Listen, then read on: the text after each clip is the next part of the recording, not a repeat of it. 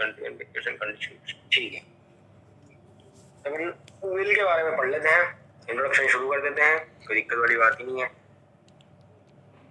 Introduction यहाँ से शुरू हुआ।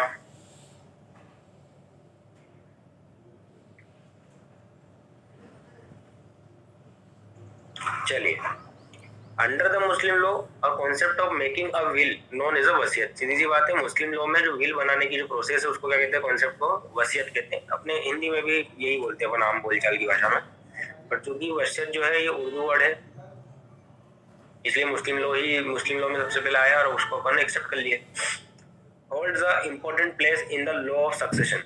लॉ ऑफ सक्सेशन में बहुत इंपॉर्टेंट प्लेस है इसका। लॉ ऑफ सक्सेशन क्या होता है? लॉ ऑफ सक्सेशन मैंने एक दिन तुम्हें बताया था कि ये फादर है, इसको इसके फादर से कुछ प्रॉपर्टी मिली है, फिर इसका सन है तो यही प्रॉपर्टी इसके सन को मिलेगी, फिर ये इसके कोई डॉटर या सन है तो यही प्रॉपर्टी फिर इनके सन और डॉटर को मिलेगी। ये प्रॉपर्टी का सक्सेशन हो रहा है, एक के बाद एक, एक के बाद एक, एक के बाद एक। समझ ले?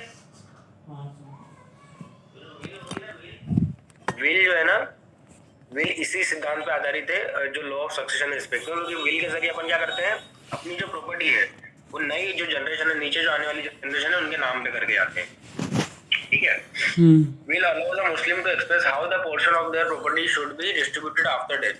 मतलब विल सीधी सी बात है, चाहे वो मुस्लिम लॉ हिंदू लॉ में विल का सीधा सा काम होता है कि जब आपकी मृत्यु हो जाती है तो उसके बाद जो प्रॉपर्टी है वो कैसे प्रोसेस होगी, कैसे लोगों में बटेगी, वो आप विल के जरिए पहले से डिसाइड करके चले जाते हो। अगर आप विल के जरिए डिसाइड नहीं करोगे तो जो लॉ है उसके हिसाब से बढ़ी आएगी। अब however unlike the other legal system, Muslim law imposes specific restriction to protect right of a legal heir। यानी कि अगर दूसरे लीगल सिस्टम को हटा दे, दूसरे लीगल सिस्टम में कौन आता है, अपने हिंदू लॉ हुआ या दूसरा क्रिश्चियन लॉ हुआ या नॉर्मल लॉ हुआ, law of succession, Indian law of succession का, उसको हटा दिया जाए तो मुस्लिम लॉ में एक्चुअली क्या एक नई चीज है, नई मतलब यूनिक चीज है कि मुस्लिम लॉ है ना स्पेसिफिक रिस्ट्रिक्शंस दे देता है। कुछ रिस्ट्रिक्शंस मुस्लिम लॉ में होते हैं रिगार्डिंग द विल, जो क्या करता है to protect the right of the legal heirs. जो लीगल हायर्स होते हैं, लीगल हायर्स मतलब यही बाद में आने वाली जो संतानें होती है ना उनको लीगल हायर्स बोलते हैं। लीगल हायर्स में बहुत सारे लोग आते हैं, सन भी आते हैं, डॉटर भी आती है, वाइफ भी आती है, फादर भी आते हैं, मदर भी आते हैं, ब्रदर भी आते हैं, जैसे बहुत एक्सेट्रा बहुत सारे लोग आते हैं लीगल हायर्स में। तो लीगल हायर्स की कुछ रिस्ट्रिक्शंस है, यानी कि कुछ राइट्स जो हैं उनके रिस्ट्रिक्टेड रहते हैं मुस्लिम लॉ के अंदर। Muslim can only dispose of the 1/3 of their property through a will without seeking the consent of the heirs. यानी कि अगर मान लो, इतनी सी अच्छी बात बोली मैंने कि अगर मान लो कोई मुस्लिम है, ठीक है, टोपी लगाई है, अगर कोई मुस्लिम है, ये अपनी ये प्रॉपर्टी को विल के थ्रू ट्रांसफर करना चाहता है, मतलब आने वाली जनरेशन में देना चाहता है, सन डॉटर वाइफ में, तो वो खाली अपनी प्रॉपर्टी का जो 1/3 होता है, 1/3 हिस्सा, मतलब आधे से भी कम हिस्सा विल के थ्रू डोनेट कर सकता है विदाउट कंसेंट। विदाउट कंसेंट की बात क्यों कही? क्योंकि देखो सीधी बात है, अगर कोई पैतृक संपत्ति होती है तो पैतृक संपत्ति पे इस आदमी का तो अधिकार है ही सही, लेकिन उसकी जो आने वाली पीढ़ियां हैं उनका भी उस पर अधिकार है।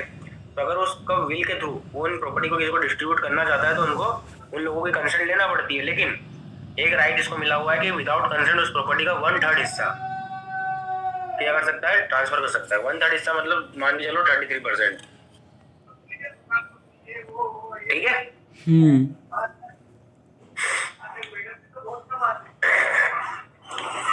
ensuring the majority of the state passes according to the fixed share laid down by the Islamic law। इस चीज से क्या होता है कि देखो 1/3 हिस्सा अगर आप विल से पास कर दोगे तो जो मेजोरिटी ऑफ हिस्सा यानी कि मोर देन 50% जो प्रॉपर्टी स्टेट है वो जो भी हायर्स है उनमें कैसे बटेगी, फिक्स्ड शेयर के हिसाब से बटेगी, जो कि मुस्लिम लॉ में बताई हुई है ऑलरेडी कि ये किसको कितना मिलेगा। और 1/3 हिस्सा जो है आप अपने हिसाब से बांट सकते हो विदाउट शेयर। अब according to Muslims will remains revocable at any time during the testator lifetime and only come into after death। तो सीधी सी बात है, जो विल होती है, एक बार किसी व्यक्ति ने विल बना दी कि मेरे मरने के बाद ये प्रॉपर्टी मेरे जो वारिस है या इन लोगों में इस तरह से बटेगी, लेकिन उसकी इच्छा हुई जीते जी, अभी मरा नहीं है, उसको लग रहा है कि नहीं यार मैं इसमें कुछ चेंज कर दूं या विल को कैंसिल कर दूं, तो वो कर सकता है अपने लाइफ टाइम में। कभी भी विल को रिवोकेबल रहेगी, विल कभी भी रिवोक कर सकता है, उसको खत्म कर सकता है। और विल इफेक्टिव कब होती है, जब उसकी मृत्यु रहती है। मतलब एक बार अगर वो जो व्यक्ति है वो मर गया उसके बाद ही विल इफेक्टिव होती है, उसकी जीते हुए कभी विल इफेक्टिव नहीं हो सकती। समझ गए? ठीक है। Additionally Muslim will remain revise हो गया, देखो बहुत क्यों?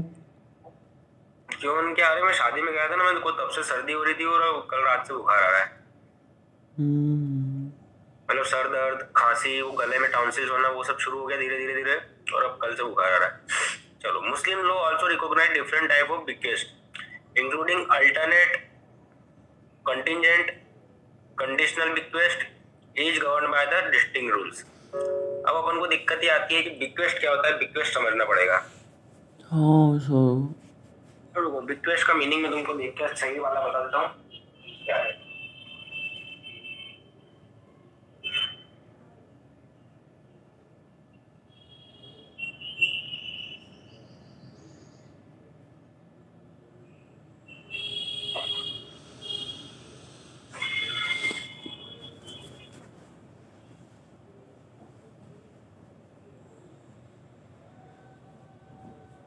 लीगेसी, जैसे एग्जाम्पल के लिए ये आदमी है, ठीक है, इसकी एक लीगेसी है। लीगेसी है मत होने का मतलब सीधी सी बात है कि इसके पास क्या है, बहुत सारी प्रॉपर्टी है, ठीक है, इसका आर्टिस्टिक वर्क है, इसकी गुडविल है। अब इसके मरने के बाद ये इनके वारिसों को मिलती है, नहीं इनके सक्सेसर को मिलती है, ठीक है। तो ये जो लीगेसी ट्रांसफर होती है एक व्यक्ति से दूसरे व्यक्ति पर, कब? जब उस व्यक्ति की डेथ हो जाएगी, उसे बोलते हैं बिक्वेस्ट। सक्सेशन जो होता है ना, सक्सेशन और बिक्वेस्ट लगभग एक जैसी चीज है, ठीक है, लेकिन सक्सेशन जो है ना, बहुत सारे लॉज में मृत्यु के पहले भी डिसाइड हो जाता है। जैसे एग्जांपल के लिए हिंदू लॉ में देखा जाए तो हिंदू लॉ में अगर फादर है, उसकी कोई प्रॉपर्टी है, तो जो उसका सक्सेसर होगा, उसका अगर वो पैदा हो चुका है तो उसका इस प्रॉपर्टी पे राइट अपने आप आ जाता है, ठीक है। ये फिर ये फादर जो है, इस मिताक्षरा और दयाभाग दोनों में अलग अलग है। मिताक्षरा बोलता है कि इस प्रॉपर्टी में इसका डायरेक्ट राइट नहीं आएगा, दयाभाग बोलता है डायरेक्ट राइट आ जाएगा। लेकिन बिक्वेस्ट जो होता है ना, बिक्वेस्ट सिंपल सी बात करता है कि देखो सक्सेशनशिप तो मिलेगी, लीगेसी तो मिलेगी, लेकिन कब? आफ्टर डेथ, जब ये मरेगा तब। समझ गए बिक्वेस्ट? ठीक है। बिक्वेस्ट मतलब लेगेसी। हाँ, लीगेसी अपन बोलते हैं ना कि अरे भैया क्या बोलते हैं उसको, कौन सा कपूर था वो, संजय राजीव, रणबीर कपूर का बाप कौन था? ऋषि कपूर। ऋषि कपूर को तो रणबीर कपूर को तो ऋषि कपूर की लीगेसी मिली। लीगेसी मतलब उसके नाम की वजह से उसको काम मिलता है, उसका स्टूडियो उसको मिला हुआ है, उसको प्रोडक्शन हाउस उसको मिला हुआ है, ठीक है, उसको मान सम्मान मिला हुआ है, ये सब क्या लीगेसी कहलाती है। जैसे कि मान लो तुम मेरे स्टूडेंट हो, ठीक है, तो जैसे अगर मेरे बाद तुम्हें लीगेसी मिलेगी, अरे ये तो हरीश सर से पढ़ा है, क्या ही खतरनाक आदमी होगा, तो इस तरह से। ऐसा कुछ नहीं है ना, भरोसे मत रहना। नहीं, हम तो भरोसे में ही है। कुछ नहीं देने वाला मैं। Understanding this principle is essential to grasp how testamentary power are balanced with the right of the heirs in the Muslim succession. अब ये प्रिंसिपल समझने क्यों जरूरी है, इन्होंने ऐसा बोला है कि देखो यही प्रिंसिपल, जैसे बिक्वेस्ट हुआ, विल हुआ, यही आपको बताते हैं कि कैसा टेस्टामेंट्री पावर जो होते हैं, टेस्टामेंट्री पावर यानी कि प्रॉपर्टी ट्रांसफर करने के power according to family successions, कैसे बैलेंस किए जाते हैं between the right of the heirs in Muslim succession law. यानी कि मुस्लिम सक्सेशन लॉ में जो हायर्स होते हैं, हायर्स मतलब वो वारिस जो होते हैं, उनके राइट को बैलेंस करने के लिए प्रिंसिपल अपन को पढ़ने पड़ते हैं। जैसे विल का प्रिंसिपल पढ़ना है, बिक्वेस्ट का प्रिंसिपल पढ़ना है। अब इन्होंने बिक्वेस्ट भी 3 तरह के बताए हैं। एक होता है अल्टरनेट। अल्टरनेट का मतलब ये, मतलब या तो ये या तो ये, मतलब दोनों में से कोई एक। कंटीजेंट मतलब एक फ्यूचर टाइम के बाद मिलने वाला, और कंडीशनल बिक्वेस्ट मतलब किसी कंडीशन पूरी होने पे मिलने वाला बिक्वेस्ट। ये 3 अलग अलग तरह की बिक्वेस्ट है, आपको देखने को मिलेंगी इसे आगे। चलो, सेकंड इन्होंने बताया अपन को विल का मीनिंग, ठीक है। इन्होंने वैसा क्यों कर दिया इसको हाईलाइट कर दूं क्या?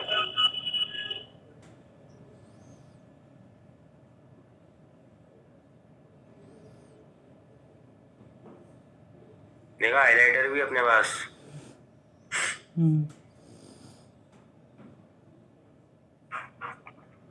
मानते हो मानते हो टेक्नोलॉजी, इसरो से डायरेक्ट सीखा है मैंने, इसरो से डायरेक्ट।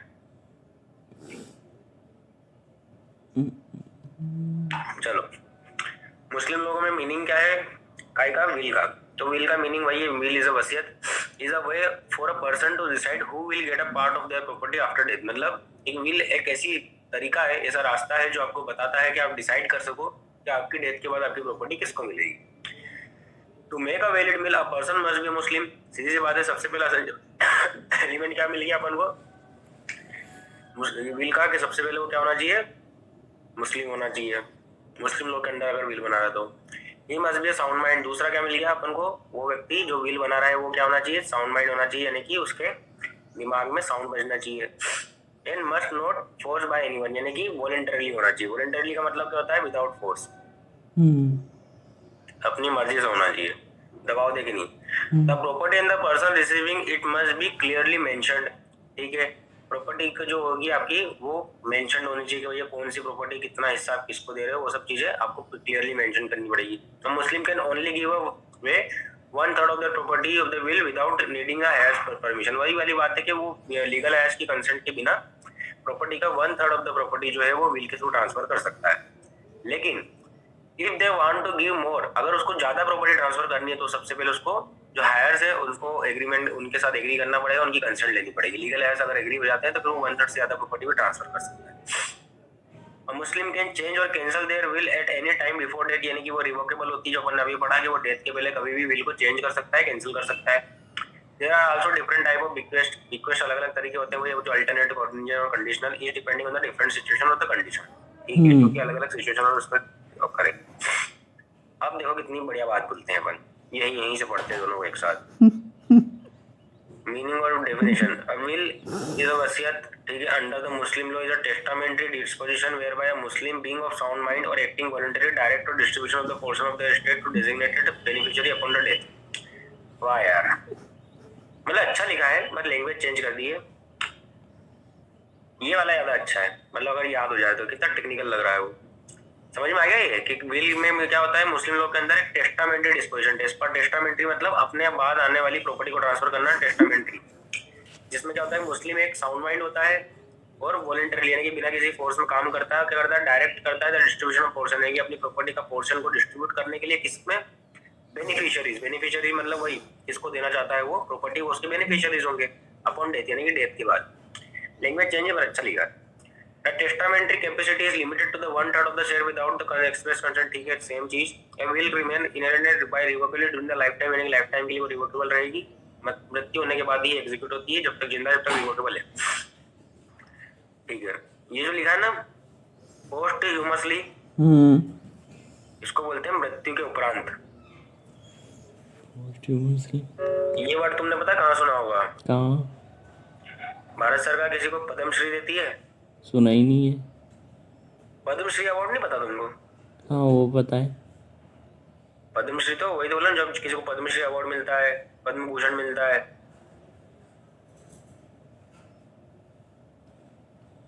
उसके बाद भारत रत्न मिलता है,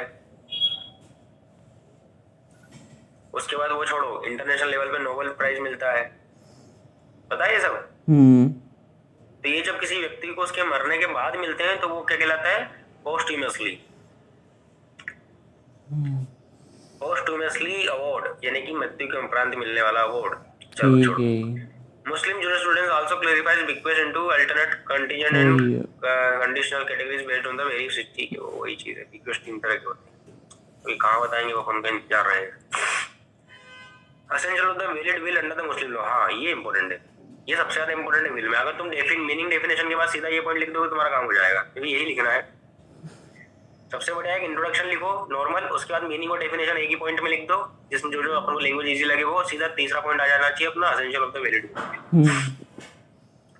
ठीक है, कि क्या क्या होना चाहिए, सबसे पहले कैपेसिटी होना चाहिए। कैपेसिटी और टेस्टेटर। टेस्टेटर मतलब देखो अपन ने बार बार बोल रहे हैं कि विल क्या है, टेस्टामेंट्री डॉक्यूमेंट है,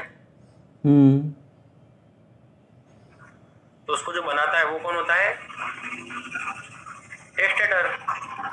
समझ गए? तो जो टेस्टेटर होता है, टेस्टेटर क्या होना चाहिए, टेस्टर पता है तुमको? टेस्टर पता है? हाँ। क्या होता है? किस वे में बोल रहे हो, मतलब कौन सा टेस्टेटर? तुम बताओ कौन सा? वो पानी फिंचेस वाला टेस्टेटर। ये होता है ना जिसमें पीछे लाइट जलती है, तो ये मुस्लिम नहीं होता है, ठीक है, ध्यान रखना। ये तो तुम पहले किसी टेस्टर को टेस्टर बोल लो, बोले भैया आपने बिल बनाई, आप टेस्टर हो, आपकी लाइट का जल रही बताओ।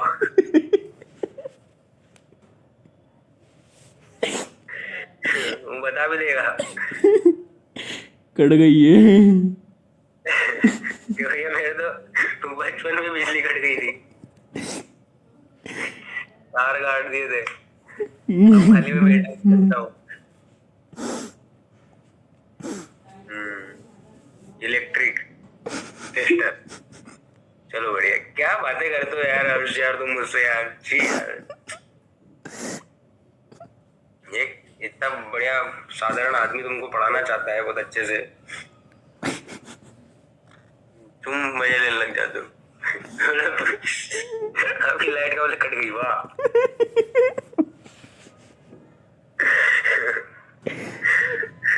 मुस्लिम परिचित को बोल मत देना ऐसा। चलो कोई बात नहीं, छोड़ो। मेरे दिमाग में क्या जोक आते ही जाते हैं, एक के बाद बंद ही नहीं होते हो। ठीक है, जो टेस्टेटर होता है मस्ट बी मुस्लिम होना चाहिए, साउंड माइंड होना चाहिए, और attend the age of the majority, यानी कि मेजोरिटी की एज के ऊपर होना चाहिए। मेजोरिटी की एज आपको पता है 18 साल से ऊपर होती है, ठीक है। तो जो व्यक्ति मुस्लिम होगा, साउंड माइंड होगा, attend the age of majority अगर वो फुलफिल कर लेता है तो वो प्रॉपर कर सकता है प्रॉपर्टी को ट्रांसफर बाय विल। उसके बाद फ्री कंसेंट होना चाहिए। फ्री कंसेंट मतलब जो व्यक्ति विल बना रहे हो वो वॉलंटरी होना चाहिए, बिना किसी कोर्सन के, फ्रॉड के और अंडर इन्फ्लुएंस के, ठीक है। कोर्सन फ्रॉड और अंडर इन्फ्लुएंस का मीनिंग तुमको पता ही होगा, मुझे ऐसा लगता है, कॉन्टेंट में पढ़ा होगा ना, हाँ है ना।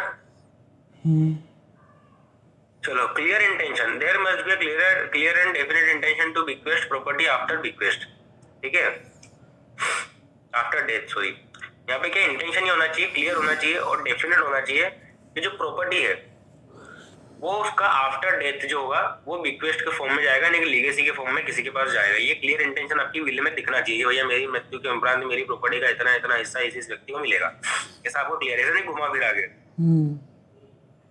Legality of the property, property legal होना चाहिए, मतलब लॉफुल प्रॉपर्टी होना चाहिए और कैपेबल ऑफ ट्रांसफर होना चाहिए अकॉर्डिंग टू इस्लामिक लॉ। क्योंकि क्या होता है कि आप सपोज मान लो इलीगल प्रॉपर्टी जिसपे आपने ना कोई आपके कागज है, कोई कब्जा नहीं है, कुछ भी नहीं है, और आप उसको ट्रांसफर कर रहे हो, वो नहीं कर सकते। साथ में मुस्लिम लॉ में कुछ ऐसे प्रिंसिपल्स होंगे जिसमें बताया होगा कि क्या क्या प्रॉपर्टी आप विल के थ्रू ट्रांसफर नहीं कर सकते, तो वो नहीं होना चाहिए। फिफ्थ, कॉम्पिटेंस ऑफ द लीगेटी, लीगेटी का कॉम्पिटेंस मतलब जिस व्यक्ति को आप विल से प्रॉपर्टी दे रहे हो, यानी कि प्राप्त करता, ठीक है, वो व्यक्ति भी क्या होना चाहिए, बेनिफिशियरी, वो लीगली कैपेबल होना चाहिए ऑफ एक्सेप्टिंग बिक्वेस्ट, यानी कि उसके पास प्रॉपर्टी एक्सेप्ट करने का आफ्टर डेथ वो भी लीगली कैपेबल होना चाहिए। जैसे अपने मुस्लिम अपने हिंदू लोगों में भी अपन ये चीज देखते हैं कि अगर मान लो किसी व्यक्ति को अपन प्रॉपर्टी ट्रांसफर करते हैं तो वो एक कैपेबल बंदा होना चाहिए जो विल जिसको दे रहे हैं, साउंड माइंड होना चाहिए, एज ऑफ मेजोरिटी का होना चाहिए, capable to hold the property होना चाहिए, सब चीजें होना चाहिए। तो इसमें भी होना चाहिए मुस्लिम लोगों में भी। लिमिटेशन ऑन रिक्वेस्टेबल प्रॉपर्टी, अब इसमें लिमिटेशन वही है कि जो 1/3 ऑफ द प्रॉपर्टी है वो आप विदाउट कंसेंट दे सकते हो, और बाकी आपको देना है तो आपको अप्रूवल लेना पड़ेगा आपके हेयर्स का, ठीक है। रिवोकेबिलिटी आपको पता ही है कि जब तक वो आदमी टेस्टेटर जो है वो जिंदा है तब तक वो अपनी प्रॉपर्टी को रिवोक कर सकता है, यानी कि वापस से ले सकता है, चेंज कर सकता है। मतलब जब तक टेस्टर में लाइट जल रही है तब तक वो प्रॉपर्टी रिवोक कर सकता है, ठीक है। एक बार उसकी लाइट बुझी फिर वो प्रॉपर्टी नहीं दे सकता। इफेक्टिवनेस, अब will takes affect only after death of the testator, यानी कि सीधी सी बात है कि विल कब इफेक्टिव होएगी, कब इन्फोर्स होएगी, जब जो टेस्टेटर है उसकी डेथ हो जाती है। बढ़िया, ये 8 पॉइंट सच में बहुत अच्छे लिखे इन्होंने, इसको आप बहुत अच्छे से मतलब रट लो। क्या क्या होना चाहिए, कैपेसिटी ऑफ द टेस्टेटर होना चाहिए, फ्री कंसेंट होना चाहिए, क्लियर इंटेंशन होना चाहिए, लीगलिटी ऑफ प्रॉपर्टी होना चाहिए, कॉम्पिटेंस ऑफ द लीगेटी होना चाहिए, लिमिटेशन ऑन द बिक्वेस्टेबल प्रॉपर्टी होना चाहिए, रिवोकेबिलिटी होना चाहिए और इफेक्टिवनेस होना चाहिए। समझ गए? Yes sir. एक बात बताओ, मैं इतना तेज तेज बोल रहा हूँ, तुमको समझ में आता है? स्पीड में बोलता हूँ तो? हाँ, पहले से पढ़ के बैठ जाता हूँ। अच्छा, ऐसा। क्योंकि क्या कि अभी एक दो नए बच्चे मुझसे जुड़े थे, वो बीएनएस मुझसे पढ़ रहे थे, तो मैंने एकदम पढ़ाया, तो मैं मेरी स्पीड में पढ़ा रहा हूँ, वो तो घबरा गए, बोले कि उन्होंने तो सीधा माइक वाइक ऑन करके धाम चिल्ला रहे, सर सर सर हमको कुछ समझ नहीं आ रहा है, हमारा तो ऊपर से निकल गया सर, प्लीज आराम से पढ़ाओ। नहीं और मैंने कहा मैं तो नॉर्मल पढ़ाता हूँ यार, 2-3 कोचिंग बच्चों को, उनको तो बढ़िया समझ में आता है। बोले नहीं सर हमको नहीं आ रहा, आप तो आराम आराम से पढ़ाओ। तो मेरे को लगा पता नहीं यार मैं शायद ज्यादा तेज बोलता हूँ, मैंने कहा पूछूंगा यार मैं तुम लोगों से। चलो फिर मेरे को भी एक चीज लगी कि शायद मैं तेज पढ़ाता हूँ इसलिए ऐसा होता है कि मैं आगे का पढ़ाता हूँ और तुम पीछे का पढ़ते रह जाते हो। ये चीज मेरे को भी थोड़ी सी लगी कि मैं, हो सकता है कि शायद मैं ज्यादा तेज आगे निकल जाता हूँ, इसलिए हाँ मैं ये तुमको आराम से कभी पढ़ा रहा कभी हूँ। होता है। क्या? हाँ ये कभी कभी होता है सब। तो बोल दिया करो, उसमें कोई दिक्कत थोड़ी है। अरे सर उस समय थोड़ा समझ नहीं आता, फिर आप आगे ही निकल जाते हो। ये तो बोल दिया करो कि सर आप थोड़ा तेज पढ़ा रहे हो, प्लीज धीरे पढ़ाओ, या तेज मत चलो, ऐसा करके। चलो restrictions on Muslim testamentary power. जो टेस्टामेंट्री पावर है, टेस्टामेंट्री पावर मतलब प्रॉपर्टी को ट्रांसफर करने के आफ्टर डेथ जो पावर है किसी व्यक्ति के पास, उसमें क्या क्या रिस्ट्रिक्शंस है, मतलब वो क्या क्या रिस्ट्रिक्शन, मतलब क्या क्या नहीं कर सकता।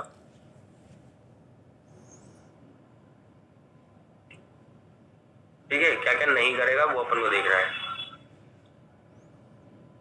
1/3 रूल अपन को पता ही है कि अगर मान लो आपको 1/3 प्रॉपर्टी काटनी है विल के थ्रू ट्रांसफर, तो आपको लीगल एज की कंसर्न की जरूरत नहीं है। लेकिन अगर आपको ज्यादा ट्रांसफर करनी है तो आपको लीगल एज की जो कंसर्न है वो लेना पड़ेगी। इससे क्या होता है कि मेजोरिटी ऑफ द स्टेट यानी कि जो प्रॉपर्टी का बड़ा हिस्सा है वो जो शेयर्स होते हैं वो अकॉर्डिंग टू इस्लामिक इनहेरिटेंस यानी कि इस्लामिक लॉ के हिसाब से अपने हेयर्स में बढ़ जाते हैं। खाली 1/3 आप ट्रांसफर कर सकते हो बाई विल के थ्रू, बाकी जो बचता है वो पूरा आप किसके थ्रू करोगे, इस्लामिक लॉ के हिसाब से। कंसेप्ट ऑफ एक्सटेंडिंग 1/3 यानी कि आपको एक 1/3 से ज्यादा एक्सीड 1/3 स्टेट अगर ट्रांसफर करना है, ठीक है, तो आप क्या करोगे, जो लीगल हायर्स होते हैं, आपके हायर्स होते हैं वो आपको कंसेंट देंगे after dated date. Without his consent the excess portion is not enforceable. अगर उन्होंने कंसेंट नहीं दी तो भले ही उसने एक्सेस पोर्शन की विल बना दी हो, लेकिन वो इन्फोर्सेबल नहीं होगी, कभी भी इफेक्ट नहीं हो पाएगी। समझ गए? सर अगर चार चार भाई है और फिर उसने ऐसे 1/3 से ही देना है तो फिर कैसे? मतलब एक एक पिता के 4 भाई हैं, वो नहीं, एक पिता के 4 बेटे हैं, तो फिर ऐसे 1/3 रूल से बांटनी है प्रॉपर्टी, तो फिर कैसे? 1/3 रूल का मतलब ये जो प्रॉपर्टी है वो इसका 3 जो हिस्सों। 1/3 हिस्सा है वो इनकी कंसेंट के बिना, विदाउट कंसेंट किसी को भी दे सकता है, चाहे इन चारों में से किसी को दे या किसी नए आदमी को दे दे। हाँ वो फिर अगर 4 भाई है तो? 4 भाई है तो मतलब क्या? नहीं तो फिर कैसे बटेगी, मतलब फिर तो 1/4 होएगा ना।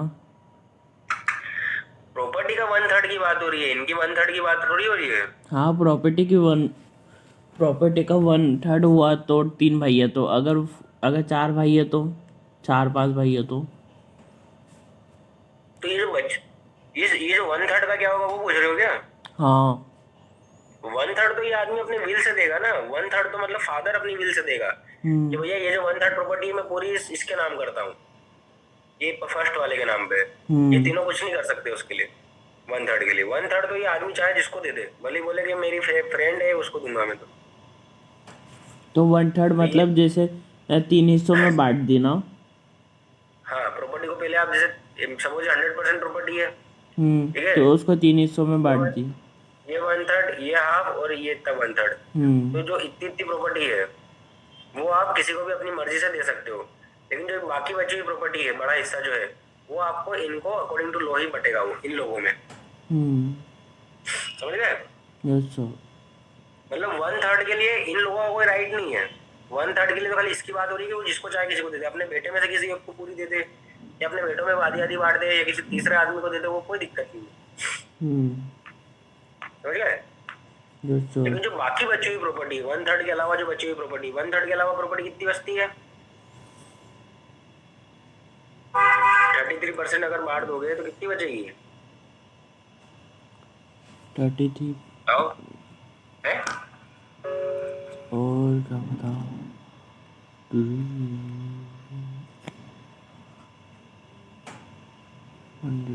बोलो बोलो। 67 बचेगी। हाँ अच्छा क्या 1/3 नहीं, अगर 1/3 बांट दी तो कितनी बचेगी? कितनी बचेगी बताओ? 67 प्लस 33 करो, कितने हो गए? हो गई 100, तो 61 बचेगी ना मेरे भाई। हाँ 67% जो प्रॉपर्टी है वो अब इन लोगों में अकॉर्डिंग टू मुस्लिम लॉ पड़ी आएगी। ये जो 4 भाई है इनका और 1/3 में कोई राइट नहीं रहेगा अगर फादर किसी को विल से देना चाहता है तो। ठीक है। अपन को 1/3 से जो पर्सन है उनमें कंफ्यूज नहीं होना है। 1/3 खाली प्रॉपर्टी का हिस्से की बात हो रही है, पर्सन की बात नहीं हो रही है। चलो, protection of the hairs right. अब हेयर्स राइट का यानी कि जो लीगल हेयर्स है उनके प्रॉपर्टी के क्या प्रोटेक्शन रहेगा? Testator can not use the will to deprive the lawful heirs of their rightful inheritance. यानी कि जो देखो लीगल heirs जितने भी होते हैं, लॉफुल heirs होते हैं, इनका राइटफुल इनहेरिटेंस है। इनहेरिटेंस मतलब जो अपनी पैतृक संपत्ति पर अधिकार होता है शुरू से, तो उससे डिप्राइव नहीं किया जा सकता बाय टेस्टेटर। यानी कि विल बना के कोई व्यक्ति ये नहीं बोल सकता कि मेरी जो पूरी संपत्ति जो मुझे पैतृक रूप से मिली है वो मैं फलाना फलाना लोगों में बांट देता हूँ या दान कर देता हूँ। क्यों? क्योंकि उस प्रॉपर्टी पे आपके जो लॉफुल हायर्स है, आपके भाई, आपकी पत्नी, आपके बच्चे, उनका अधिकार आ चुका है, तो आप उनकी पूरी प्रॉपर्टी नहीं छीन सकते। 1/3 का आपको राइट दिया, आपको देना हो दे दो, कोई दिक्कत नहीं। ठीक है। और इस्लामिक लॉ में जो राइटफुल इनहेरिटेंस होता है उसको क्या बोलते हैं? फरेड। क्या? फराइड बोल लो, फराइड बोल लो, फरेड बोल लो, फरीद बोल लो, कुछ ही बोल लो। फरेड क्या? फरेड मतलब ये राइटफुल इनहेरिटेंस। अपनी जो राइट होता है ना प्रॉपर्टी में पैतृक संपत्ति को पाने का, उसे बोलते हैं राइटफुल इनहेरिटेंस, यानी इनहेरिटेंस राइट। ठीक है। ठीक है। Will can not override the fixed share designated for heirs। अब जो विल होता है वो कभी भी जो फिक्स्ड शेयर होते हैं लीगल heirs के, उनको ओवरराइड नहीं कर सकता, मतलब उनसे ऊपर नहीं आ सकता। क्योंकि सीधी सी बात है कि मुस्लिम लॉ में अगर बोला गया कि अब एक heirs को, लीगल heirs को इतनी प्रॉपर्टी का शेयर मिलता है, तो वो मिलेगा ही मिलेगा। उससे ज्यादा, उससे कम आप विल के थ्रू नहीं ले सकते, या विल के थ्रू उसकी प्रॉपर्टी का राइट का आप कम ज्यादा नहीं कर सकते। समझ गए? Yes sir. Property bequeathed must be lawful. जो प्रॉपर्टी आप दे रहे हो वो कैसी होनी चाहिए? हलाल होनी चाहिए। ठीक है। हलाल मतलब होता है लॉफुल, सही, under the Muslim law. Any bequest involving prohibited property as alcohol और यूजरी इज इनवैलिड। यानी कि अगर मान लो कोई प्रोहिबिटेड प्रॉपर्टी है जिसको आप हराम बोलते हो, उसको आप विल के थ्रू ट्रांसफर नहीं कर सकते। समझ गए? जैसे कि अल्कोहल हुआ, यूजरी हुआ, ये सब चीजें। प्रोहिबिटेड प्रॉपर्टी मतलब किसे? प्रोहिबिटेड प्रॉपर्टी जैसे कि जो प्रॉपर्टी प्रोहिबिटेड बाय लॉ होती है। प्रोहिबिटेड बाय लॉ मतलब कानून ने मना कर रखा है। इस्लामिक लॉ में, इस्लाम के कुरान वगैरह में मना कर रखा है कि आप इन प्रॉपर्टी को किसी को ट्रांसफर नहीं कर सकते विल के थ्रू। उनको आप नहीं करोगे।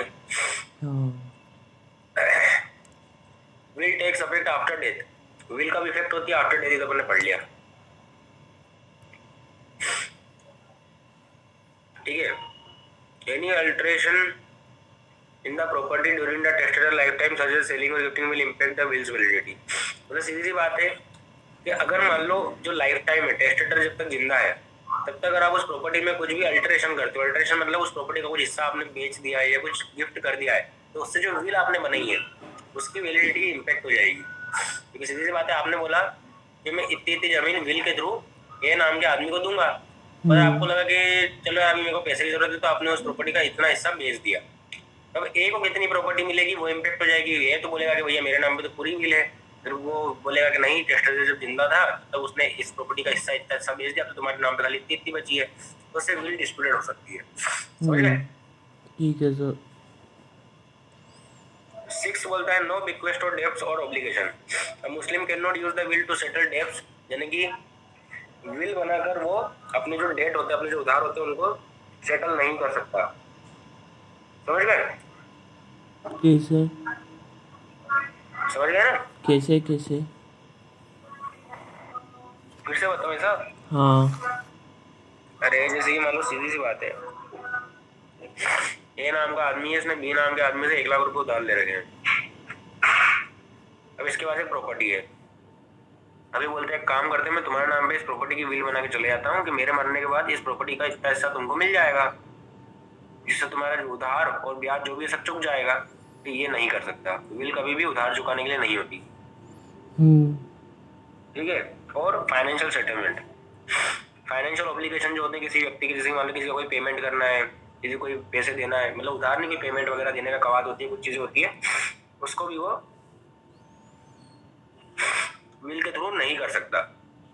That should be settled by the state before distribution. यानी कि सीधी सी बात है कि जो फाइनेंशियल ऑब्लिगेशन है, जो डेब्ट्स है, वो क्या करना चाहिए, जो प्रॉपर्टी आप जब बंटवारा करते हो, बांटते हो, उसके पहले आपको सेटल कर लेना, आपके खुद से जीते जी करना है, तो आप उसको अपने मरने के बाद नहीं छोड़ सकते।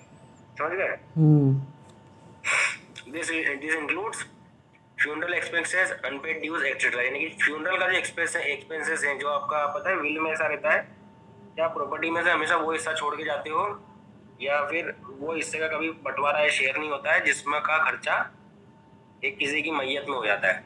जैसे मान लो कोई मुस्लिम आदमी मरता है, उसकी मैयत में खर्चा होता है, तो फिर उसकी जो प्रॉपर्टी जब उसके बच्चों में बढ़ती है, तो सबसे पहले उसके फ्यूनरल का एक्सपेंसेस निकाला जाता है कि उसकी मैयत में कितना खर्चा हुआ है, सबसे पहले वो निकालो, उसके बाद प्रॉपर्टी बांटो। तो ये सब चीजें भी विल के अंदर आप इंक्लूड नहीं कर सकते। Revocation and change of will. Revocation of change of will कब कर सकता है आदमी? जब तक उसकी लाइफ टाइम है, जब तक वो जिंदा है। जब तक जिंदा है तब तक वो विल में जो चेंज करना चाहे कर दे, रिवोक करना चाहे तो कर दे, कोई दिक्कत नहीं। ये पढ़ लिया। तो सही है, फ्यूनरल एक्सपेंसेस है तो उसमें ऐड नहीं कर सकते? हाँ, नहीं कर सकते, विल में नहीं कर सकते। तो उसमें से खर्चे नहीं निकाल सकते? नहीं निकाल सकते। मतलब विल की जो प्रॉपर्टी होती है ना, उसमें आप विल में फ्यूनरल एक्सपेंसेस कभी इंक्लूड नहीं करोगे। फ्यूनरल एक्सपेंस का मतलब ये कि अगर मान लो किसी व्यक्ति को आप ये बोल के प्रॉपर्टी दे दो कि मैं तुम्हें प्रॉपर्टी मेरी दे रहा हूँ विल के थ्रू, तुम मेरा उसका खर्चा उठाना फ्यूनरल का, तो वो गलत है। ठीक है। ठीक है। मतलब मुस्लिम लोगों में मरने के बाद की भी चिंता इन लोगों ने कर रखी है कि भैया हम मर जाएंगे, तुम्हारे फ्यूनरल का जो खर्चा है वो सही साथ निकलना चाहिए। चलो, रिवोकेबिलिटी ऑफ मुस्लिम विल। अब मुस्लिम विल की जो अपन बात कर रहे हैं ना, कि जो टेस्टेटर होता है वो क्या कर सकता है अपनी लाइफ टाइम में, यानी कि जब तक वो जिंदा है तब तक प्रॉपर्टी को रिवोक कर सकता है, विल को रिवोक कर सकता है। तो कैसे करेगा? पहला अपन देख लेते हैं जनरल रूल। जनरल रूल क्या बोलता है कि देखो वसीयत जो है रिवोकेबल होती है ड्यूरिंग द लाइफ टाइम। ठीक है। इसका मतलब क्या है कि टेस्टेटर क्या क्या कर सकता है, उसको विल के साथ उसको अल्टर कर सकता है, मतलब उसमें कुछ भी चेंज कर देगा, मॉडिफाई कर सकता है, उसकी शर्तें वगैरह बदल सकता है, या फिर कंप्लीटली रिवोक, पूरी तरीके से उसको रोक सकता है कि भैया विल कैंसिल, ये भी कर सकता है। जो उसकी इच्छा हो, जो वो चूज करना चाहे कर सकता है। As long as they are sound mind and acting voluntary. मतलब कब तक कर सकता है कि वो जिंदा तो है सही, लेकिन वो साउंड माइंड भी है और एक्टिंग वॉलंटरीली है। मतलब अगर कोई व्यक्ति है, उसकी तीन चीजें होना चाहिए, जिंदा है, साउंड माइंड और वॉलंटरी अगर कर रहा है, तो वो इस प्रॉपर्टी को रिवोक कर सकता है बाय अल्टरेशन, मॉडिफाई और कंप्लीटली रिवोक। सेकंड वाला, नो फॉर्मल प्रोसेस रिक्वायर्ड। इसके लिए कोई फॉर्मल प्रोसेस नहीं है कि आप वैसा डॉक्यूमेंट बनाओगे, वैसा डॉक्यूमेंट बनाओगे, कोर्ट में जाओगे, काजी को बुलाओगे, कुछ नहीं। No specific legal procedure required for the Muslim will. It can be done informally by simply expressing the intention to revoke और making a new will that contradict the previous one. सीधी सी बात है कि आप अपनी इंटेंशन शो कर दो। इंटेंशन कैसे शो करोगे? सपोज आपने विल वाली प्रॉपर्टी को, मतलब आपने 1/3 प्रॉपर्टी को विल के थ्रू किसी व्यक्ति को नाम पे देने की बात कर दी, लिख दी, और आपने 4 दिन हुए नहीं और आपने वही 1/3 प्रॉपर्टी किसी को बेच दी। इसका मतलब क्या है कि आप ये इंटेंशन दिखा रहे हो कि आप जो विल है उसको रिवोक कर रहे हो, आप चाहते नहीं हो कि विल इफेक्टिव हो, तभी तो आपने प्रॉपर्टी बेची है। सर थोड़ा थोड़ा है इसमें लाइन में मतलब ऐसे तो आ गया समझ में, पर इसका ये जो लिखा है ये नहीं आया। There is no specific legal procedure required for revoking a Muslim will. मतलब रिवोक करने के लिए विल को रिवोक, मुस्लिम विल को रिवोक करने के लिए कोई भी लीगल प्रोसीजर नहीं है, कोई भी ऐसा तामझाम वाली प्रोसेस नहीं है कि आपको ये करना पड़ेगा, वो करना। आपको क्या करना है? इनफॉर्मली, मतलब किसी भी तरीके से, अनौपचारिक तरीके से आपको एक एक्सप्रेस करना है अपनी इंटेंशन। अपनी इंटेंशन एक्सप्रेस करने का मतलब ये है कि आदमी खुद मुंह से बोल दे, ठीक है, या फिर कुछ ऐसा एक्ट कर दे। एक्ट करने का मतलब क्या होता है कि सपोज मान लो उसकी विल की जो प्रॉपर्टी है 1/3 वाली प्रॉपर्टी है, 1/3, ठीक है। अब 1/3 प्रॉपर्टी इसने पहले दी थी विल में, और बाद में यही प्रॉपर्टी किसी को सेल कर दी। तो सेल करने का मतलब क्या होगा? इससे पता पड़ रहा है कि इस व्यक्ति की इंटेंशन नहीं है कि ये प्रॉपर्टी विल के थ्रू किसी को मिले, ठीक है। तो इससे क्या एक्सप्रेस इंटेंशन बता पड़ती है उसकी। और मेकिंग अ न्यू विल, या तो उसने कोई सी नई विल बना दी, मतलब पहले बनाई थी कि मैं जो ये 1/3 प्रॉपर्टी है ये ए नाम के आदमी को दूंगा, और बाद में 1 महीने बाद उसको समझ में आया कि नहीं यार छोड़ो, फिर बोलना कि यही वाली 1/3 प्रॉपर्टी में तो बी को दूंगा। तो इसने क्या करा है कि जो फर्स्ट वाली विल है इसको रिवोक कर दिया है नई वाली विल बना के।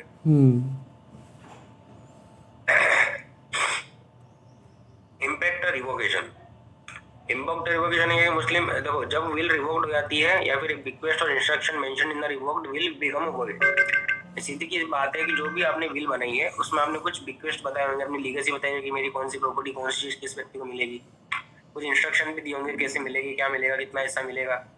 वो सब चीजें जैसे आप रिवोक कर दे विल को वॉइड हो जाती है, मतलब कोई बिक्वेस्ट नहीं, कोई लीगेसी नहीं, कोई इंस्ट्रक्शन नहीं, कुछ नहीं, सब खत्म और अनइन्फोर्सेबल हो जाते हैं, मतलब आप उसको कभी भी इन्फोर्स नहीं कर सकते। The estate will then be distributed according to the testator's most recent valid will, और if no will exist according to the Islamic inheritance rule. Then अगर आपने मान लो आपकी पहले वाली विल को रिवोक कर दिया है तो फिर अब क्या होगा प्रॉपर्टी का? तो अगर आपने कोई नई विल बना रखी है तो उसके अकॉर्डिंग प्रॉपर्टी बढ़ जाएगी, या फिर अगर आपने कोई भी विल नहीं बना रखी है तो जो इनहेरिटेंस लॉ है मुस्लिम लॉ के अंदर उसके अकॉर्डिंग आपकी प्रॉपर्टी बढ़ जाएगी। समझ गए? सर इनहेरिटेंस रूल्स कौन से हैं मुस्लिम लॉ के अंदर? मुस्लिम लॉ के अंदर होंगे ना प्रॉपर्टी इनहेरिटेंस के, कि प्रॉपर्टी किसको कैसे कैसे मिलती है, पढ़ेंगे अपन आगे, होगा कहीं ना कहीं क्वेश्चन नहीं इसका, है इसमें, है? नहीं है, नहीं है। नहीं है तो कहीं से पढ़ लेंगे, लिख लेना इसको, ठीक है। इसको ऐसे करके लिखना, inheritance rights under Muslim law. ठीक है? ठीक है sir. Revocation by the subsequent will, सीधी सी बात है, सब्सिक्वेंट विल मतलब अगर आपने कोई पहले से कोई विल चल रही है उसके अलावा आपने उसी प्रॉपर्टी की दूसरी विल बना दी तो पहले वाली विल अपने आप, अपने पहले वाली विल जो अपने आप रिवोक हो जाती है, अपन ने भी ऊपर पढ़ी थी।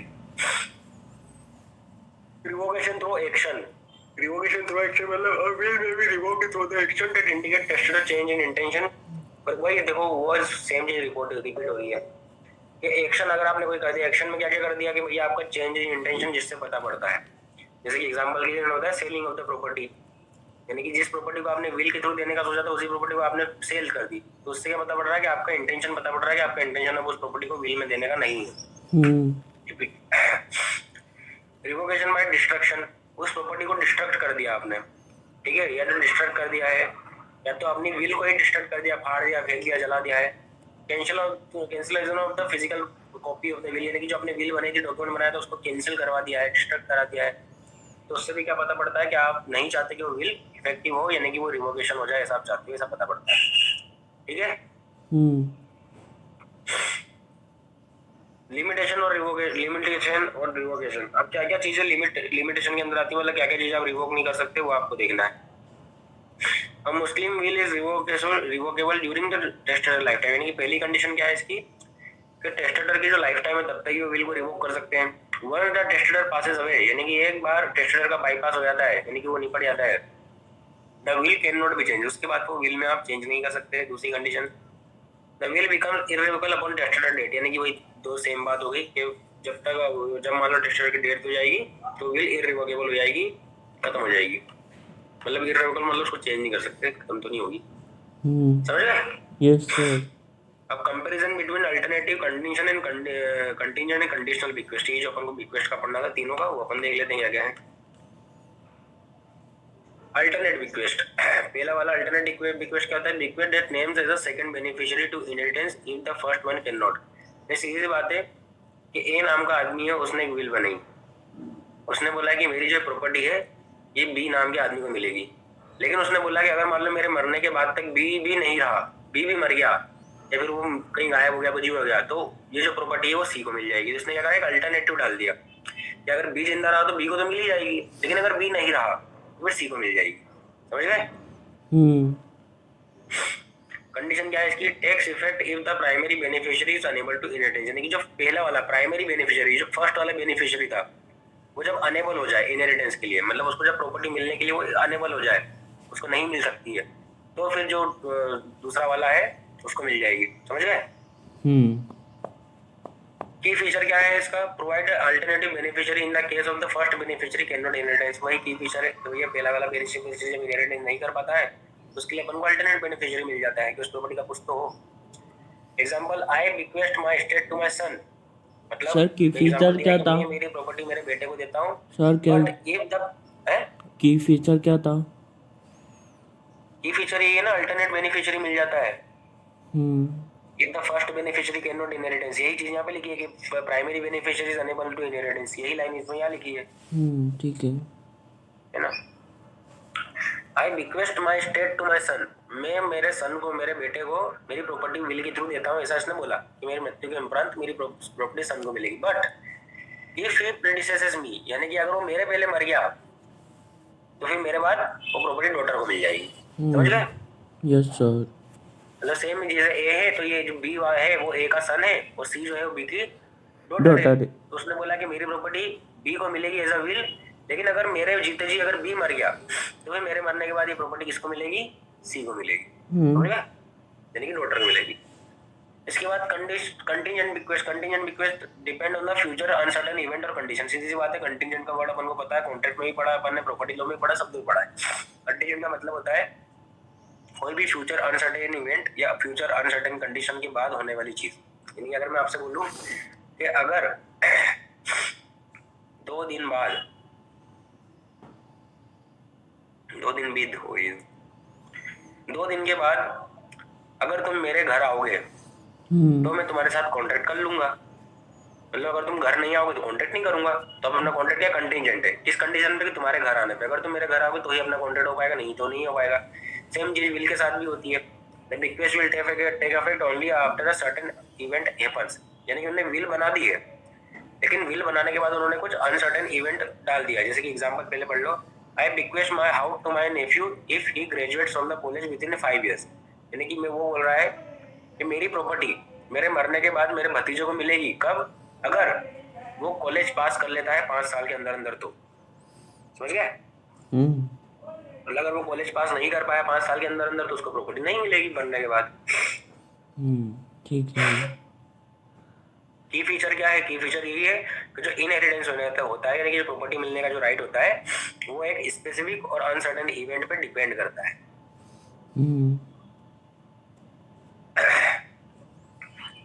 कंडीशन क्या है? कंडीशनल बिक्वेस्ट क्या होता है? Bequest depend on the specific condition being fulfilled. यानी कि कोई पर्टिकुलर कंडीशन फुलफिल होगी तभी होगा। जैसे कंडीशन और कंटीजेंट जो है ना, दोनों लगभग एक जैसे ही होते हैं, क्योंकि कंडीशन फुलफिल करना मतलब फ्यूचर में कोई चीज को आप कंप्लीट करोगे तभी होगा। बस कंटीजेंट में ये होता है कि कोई इवेंट होता है, अब वो किसी व्यक्ति के ऊपर डिपेंड भी करता है, किसी व्यक्ति के एक्ट के ऊपर डिपेंड नहीं करता। लेकिन जो कंडीशन होती है वो हमेशा किसी व्यक्ति के एक्ट पर डिपेंड करती है। मतलब मैंने अगर बोला कि ऐसा ऐसा होगा तो अपन ऐसा कर लेंगे। मतलब मैंने अगर तुम्हें बोला कि अगर 2 दिन बाद पानी नहीं गिरेगा तो अपन क्रिकेट खेलने चलेंगे, ये कंटीजेंट है। लेकिन मैंने बोला कि अगर तुम ऐसा करोगे तो अपन ऐसा करेंगे, मतलब मैंने तुम्हारे पर कंडीशन डाउट की। इसमें कोई अनसर्टेन इवेंट नहीं है। अगर तुम्हारी इच्छा तुम करो तो ठीक है, नहीं करो तो कोई बात नहीं। समझ रहे? ठीक है। अब request depend on a specific condition being fulfilled. ठीक है, कंडीशन फुलफिल होना चाहिए तभी रिक्वेस्ट होगा। Request will be valid only the specific condition met, like example marriage. ठीक है, इनहेरिटेंस इज एदर ग्रांटेड और denied based on the fulfilment of the stated condition. यानी कि रिक्वेस्ट में या तो उसको ग्रांट हो जाएगी या डिनाई हो जाएगी अगर वो कंडीशन फुलफिल होती है या नहीं होती है उसके आधार पर। Example, I leave my property to my brother provided he marriage within 2 years। अगर मेरे ब्रदर ने 2 साल के अंदर अंदर शादी कर ली तो मेरी प्रॉपर्टी में मेरे मरने के बाद मेरे भाई को मिल जाएगी। यानी कि 2 साल के अंदर अंदर शादी नहीं करी तो नहीं मिलेगी। ठीक है। ठीक है सर। समझ गए? हाँ। कितना टाइम हो गया अपने को? बहुत टाइम हो गया है, 2 घंटे हो गए। बता, सुबह 7 बजे से पढ़ रहे हैं हमारे। 7 बजे से? हाँ मतलब चलो। केस है फिरोज शाह वर्सेस मुस्त ज़ैनब बेगम। मिस्ट क्या होता है? नहीं। इन दिस केस जो टेस्टेटर फिरोज शाह है, एक फिरोज शाह आदमी है, उसने एक विल बनाई।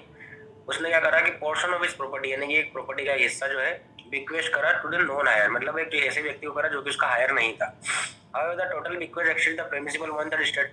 उसने जो विल बनाई है वो कितना 1/3 से ज्यादा की थी, as prescribed by the Islamic inheritance law. ठीक है, आफ्टर फिरोज शाह डेथ, जब फिरोज शाह की डेथ हो गई, इस legal heirs challenge the validity of the will. उसके लीगल एयर्स ने बोला कि देखो ये विल गलत है। क्यों? क्योंकि ये 1/3 से ज्यादा बना दी इसने हमारी परमिशन के। नहीं आया समझ। सर नहीं आया समझ। इनवैलिड है। नहीं आया। अरे मैं बता दूंगा तेरे को, सिंपल सा है, समझो। ये है फिरोज, इसके बाद एक प्रॉपर्टी है। इसकी प्रॉपर्टी का 1/3 हिस्सा जो है इसने एक व्यक्ति को, जो कि इसके लीगल एयर्स कौन है? इसके लीगल एयर्स है A, B, C। अब इसने एक तीसरा ही आदमी है जो इसका हायर डी नाम का, उसको उसकी 1/3 प्रॉपर्टी ट्रांसफर करनी थी विल के थ्रू, लेकिन उसने 1/3 प्रॉपर्टी से ज्यादा कर दी, इतनी प्रॉपर्टी कर दी, समझ गए? वो मर गया। अब उसके मरने के बाद जो उसके लीगल आयर्स है उसने कोर्ट में केस कर दिया कि देखो भैया इसको तो बोला था कि 1/3 प्रॉपर्टी आप ट्रांसफर कर सकते हो, 1/3 से ज्यादा कैसे कर दी, तो ये विल जो है इसकी इनवैलिड है, समझ गए? बस ये है। अब इशू क्या था, सेंट्रल इशू ये था मुस्लिम क्रिएटर कैन बिकट more than 1/3 of the property.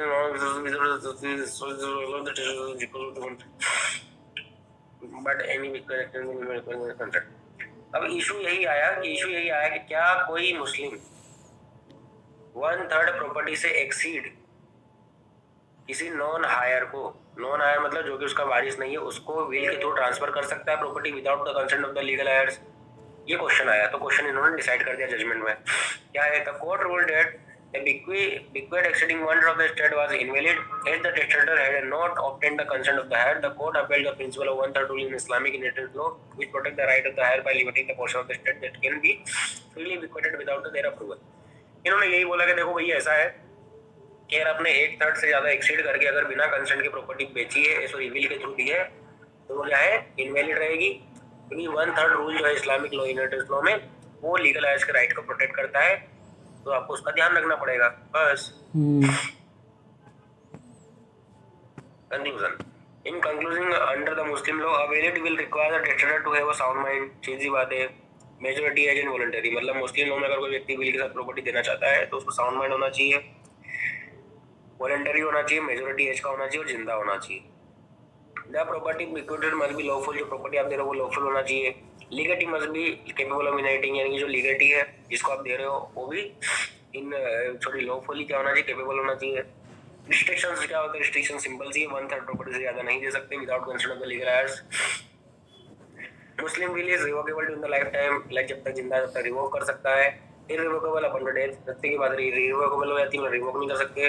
The difference between alternate contingent condition before lies in terms, यानी कि जिस तरह की आप टर्म्स एंड कंडीशन डालोगे किसी भी एक विल में, उससे पता पड़ता है कि वो अल्टरनेट है, कंडीशनल है, कंटीजेंट है। मतलब अगर जो कंडीशन आपकी विल में होगी उसके हिसाब से डिसाइड होगी। सपोज मान लिया आपने अल्टरनेट वेडिंग बना रखी, तो आपने अगर विल में लिखा है कि ए को मिलेगी, अगर ए नहीं बचा तो बी को मिलेगी, तो ये आपने अल्टरनेट वाली है, तो मतलब कोई सी भी विल कौन सी है, कैसी है, क्या है, तो उसके टर्म्स एंड कंडीशन से पता पड़ जाएगी, समझ गए? Yes sir. बस ये हो गया आपका। हिबा भी पढ़ ले, हिबा क्या है? वो बताएंगे, अब यही तो बात है। हिबा गिफ्ट? हिबा हिबा हाँ सर, पढ़ना है कि ब्रेक लेना है? पढ़ लो, पढ़ा दो हैं? पढ़ा दो। मतलब ब्रेक एक तो नहीं लेना है, 5-10 मिनट का बता दे यार, क्या होता है देख लेते हैं। Hiba is a term under the Muslim law that refers to the voluntary and unconditional transfer of the property or asset by the donor giver to the donee, received without any expectation of the compensation or return। यानी कि मुस्लिम law के अंदर हिबा क्या है? हिबा का मतलब होता है किसी व्यक्ति को वॉलंटरली यानी कि खुद से और अनकंडीशनल बिना किसी कंडीशन के आप प्रॉपर्टी को ट्रांसफर कर दो, ठीक है, या फिर किसी एसेट को ट्रांसफर कर दो। कौन करेगा? डोनर। डोनर का मतलब होता है देने वाला, और डोनी मतलब रिसिपेंट, यानी कि जो व्यक्ति प्राप्त करता है उसको डोनी बोलते हैं, डोनर और डोनी होते हैं। और इसमें किसी प्रकार का कंपनसेशन और रिटर्न एक्सपेक्ट नहीं किया जाता है। मतलब कोई भी, जैसे आप ए नाम का व्यक्ति है, ये अपनी प्रॉपर्टी इसको दे रहा है बी को, तो ये ए कभी नहीं चाहेगा कि इसकी प्रॉपर्टी के बदले मुझे ए कुछ पैसा दे या कुछ भी चीज दे, क्यों? क्योंकि ये तो हमने डोनेट कर दिया, दान में दे दिए, ठीक है, इसे बोलते हैं गिफ्ट, यानी कि हिबा। अनलाइक अ सेल और कॉन्ट्रैक्ट, सेल और कॉन्ट्रैक्ट से अलग हिबा क्या है? Hiba is a pure gift. एक हिबा मतलब पूरी तरीके से गिफ्ट देना। For a gift to be valid, a certain condition must be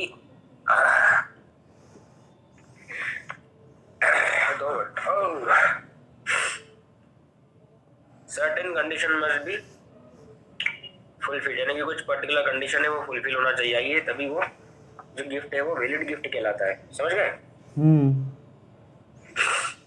क्या क्या कंडीशन? सबसे पहला, डोनर साउंड माइंड होना चाहिए, एज ऑफ मेजोरिटी का होना चाहिए, और जो आप गिफ्ट कर रहे हो वो वॉलंटरीली होना चाहिए, बिना किसी दबाव के होना चाहिए, और फिजिकल या फिर symbolic delivery of the property होना चाहिए। मतलब या तो प्रॉपर्टी आप खुद पर्सनली जाके उसके हाथ में देके दे के आओ, या फिर सिंबॉलिक मतलब उसके नाम पे करो, रजिस्ट्री वगैरह करवाओ, डॉक्यूमेंट बनवाओ। दो तरीके से आप प्रॉपर्टी डिलीवर कर सकते हो। Additionally the property being gifted must be owned by the donor and capable of being transferred. यानी कि जो भी आप प्रॉपर्टी दे रहे हो, सबसे पहले जो डोनर है वो उसका ओनर भी होना चाहिए।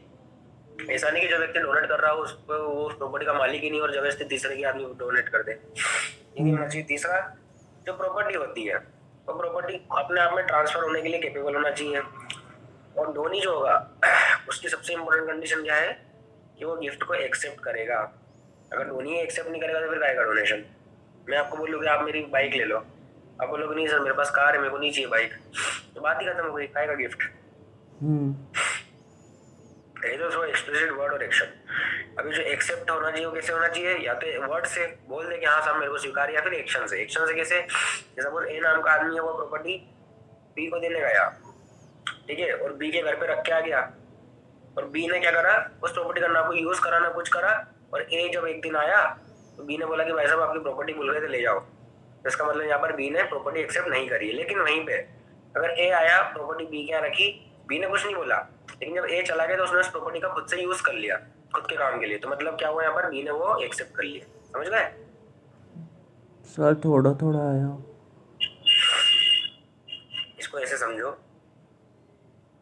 एग्जाम्पल के लिए ए नाम का आदमी है, वो ये फ्रूट्स की टोकरी बी के यहाँ पे रख के गया और वापस अपने घर आ गया, और बी ने उस फूड की प्रॉपर्टी का नोट यूज, कोई यूज नहीं करा, और ए को बुलाया और बोला कि भाई साहब आपकी प्रॉपर्टी भूल के चले गए, ले जाओ। ए बोलेगा कि यार मैंने तो आपको गिफ्ट दी थी, बोले नहीं साहब मेरे को नहीं चाहिए, ठीक है। तो इसने क्या करा, बाय वर्ड और बाय एक्शन इस गिफ्ट को डिनाई कर दिया।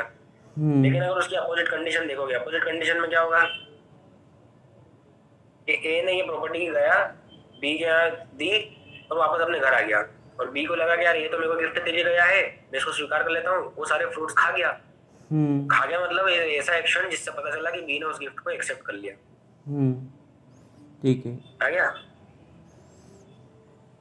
लेकिन जो फ्रूट्स वाला एग्जांपल है, खाली एग्जांपल है, फ्रूट्स कभी ऐसे गिफ्ट में मत करवा देना तुम,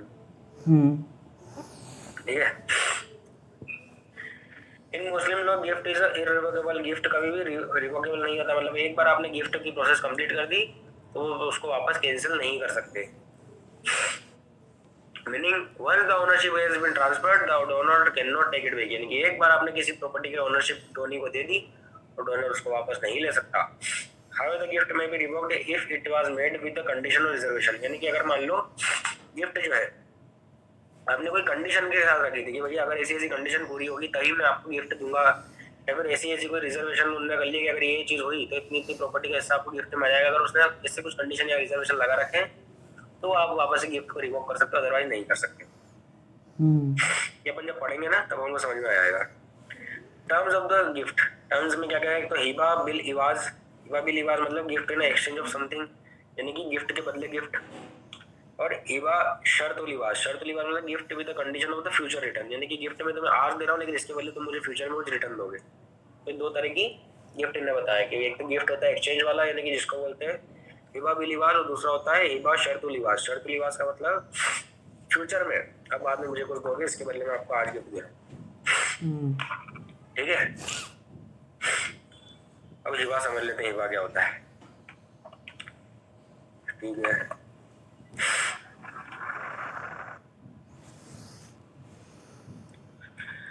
देखो यार यहाँ से लेके मुझे यहाँ तक तो कोई डिफरेंस नहीं दिखा है, तुम खुद ही देख लो, ठीक है।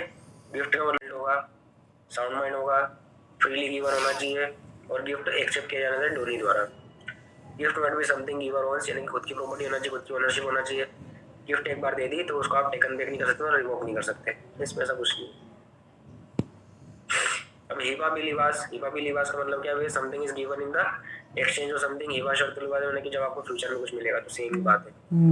डेफिनेशन देख लेते हैं, इसमें कुछ नया है क्या, सेम है, सेम, कोई चेंज नहीं है।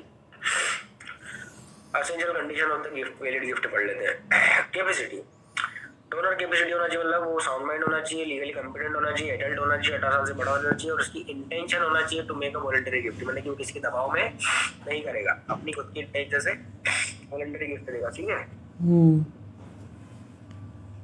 ठीक है। फ्री कंसेंट होना चाहिए, the must must be voluntary without force pressure और फोर्स, ठीक है, एक ही बात है। ट्रांसफर ऑफ ओनरशिप यानी कि गिफ्ट देके आप क्या कर रहे हो, सामने वाले व्यक्ति को उसका मालिक बना रहे हो, आप अपनी ओनरशिप को ट्रांसफर कर रहे हो उस प्रॉपर्टी की, ठीक है। और ट्रांसफर ऑफ ओनरशिप किससे होती है, from the donor to donee, यानी कि डोनर दे रहा है और डोनी ले रहा है। डोनी को यहाँ पे रिसिपेंट बोला गया है, जो प्राप्त करता है।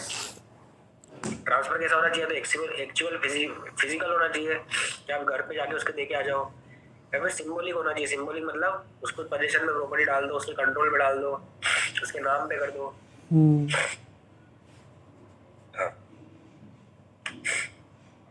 फोर्थ वाला क्या बोलता है, acceptance by the donee. Donee जो है एक्सेप्ट कैसे करेगा, the recipient must be accept the gift as explicitly through words और इम्प्लिसिटी थ्रू एक्शंस। दो तरह के सोच सकती है। धोनी वही एक्सेप्ट कैसे करता है कि या तो खुद बोल के कि हाँ साहब मेरे को स्वीकार है, या फिर अपने एक्शन से, वही जो फल के टोपे खा जाता है वो, तो क्या एक्शन से स्वीकार कर रहा है कि हाँ मुझे आपकी गिफ्ट स्वीकार है।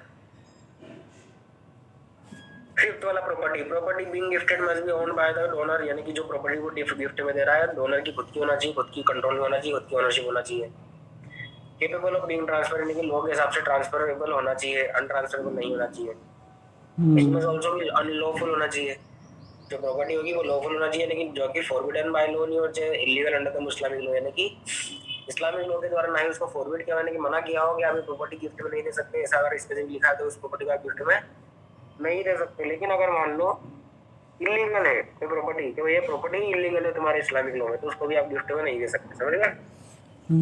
Yes sir.